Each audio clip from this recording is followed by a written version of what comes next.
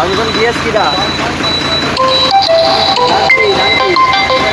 গাড়িটা একটু ড্রাইভার বন্ধ করেন, বন্ধ করে একটু নেমে আসেন, সমস্যা নেই ভাই, নেমে আসেন। অত উত্তেজিত হওয়ার দরকার নেই, কারো উত্তেজিত হওয়ার দরকার নেই, নামেন। সমস্যা নেই, এমনি নেমে আসেন। এই যে গাড়িটা চলছে, এই রাস্তাটা যখন পুরো ভেঙে যাবে, এই দুর্ভোগটা তো আমরা পোহাবো এই সবাই। এমনি একটা গাড়ি তো নয় 5 দিন 7 দিন, রাস্তাটা তো ভেঙে যায়, দুর্ভোগ আপনি আমি পাশের গ্রাম সবাই। তো এখন গাড়িটা যে পরিমাণ লোড যাচ্ছে, এই গাড়ি যতটা লোড যাচ্ছে, এই লোডে তো সাধারণ এই রাস্তায় গাড়ি চালানো নিষেধ। আপনি থানায়ও যান, এই গাড়ি যাওয়া নিষেধ। আরে তো 30 টনের উপরে লোড, হ্যাঁ। 30 টনের উপরে। এই যেমন যায় রাস্তা একদম পুরো ডেবে যায়। ট্রাক্টরে জানে আর এই গাড়িটা যাচ্ছে 60 খালি সমান যে মাটি, এই এই রাস্তায়ও বেশি। ছয় ট্রাক্টর সমান না।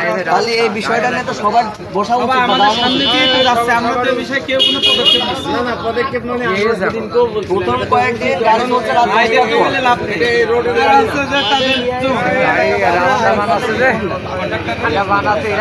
রাস্তা মেরামতের মানে না তো। এই যে রাস্তা এই গাড়ি যাচ্ছে খালিশপুর ঘাটায়। হ্যাঁ, এই রাস্তার জন্য মানে নিলে কোনো কথা হয় না। কিন্তু এই রাস্তার করতে হলে এই দুর্ঘটনা আরো এখন বর্ষা মৌসুম, হালকা ইয়ে হলে আরে বডি ছাড়াও লোড নেই। গাড়ি আছে যখন যায় এখন রাস্তা পুরো ডেবে যায়। গাড়ি চলছে দ্রুত। প্রথম কয়েকদিন চলেছে রাত 10টার পর, পরে রাত আজ 10টার দুই দিন, পর। দিনের বেলা আর 2 দিন পুরো স্পিডে চলছে। এখন এই রোডে বাচ্চারা আসা যায়, হঠাৎ যদি একটা অ্যাক্সিডেন্ট হয়, এই গাড়িতে যদি একটা অ্যাক্সিডেন্ট হয়, আমার মনে হয় তার পাশে হওয়া সম্ভব। এক টোটালি আজকে ডলে আপনার বাচ্চা, ওনার বাচ্চা, কারো না কারো বাচ্চা রাস্তাতে আছে। তো এই রাস্তাতে এই গাড়ি যাওয়া মানে অনুমতি কিন্তু নেই। ওরেও চালায় না। লোড টানে টান দিলে বাড়ি থাকা দরকার নেই। বয়স নাকি গাড়ি চালানোর? হ্যাঁ, এখন সমাধান কি আমরা এটা জানতে চাই। সমাধান হবে পারমিশন কার্ড।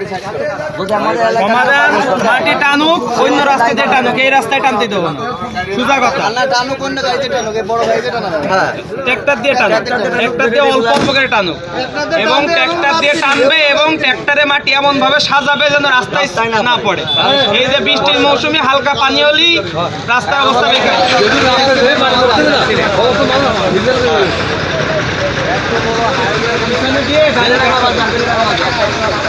আসসালামু আলাইকুম।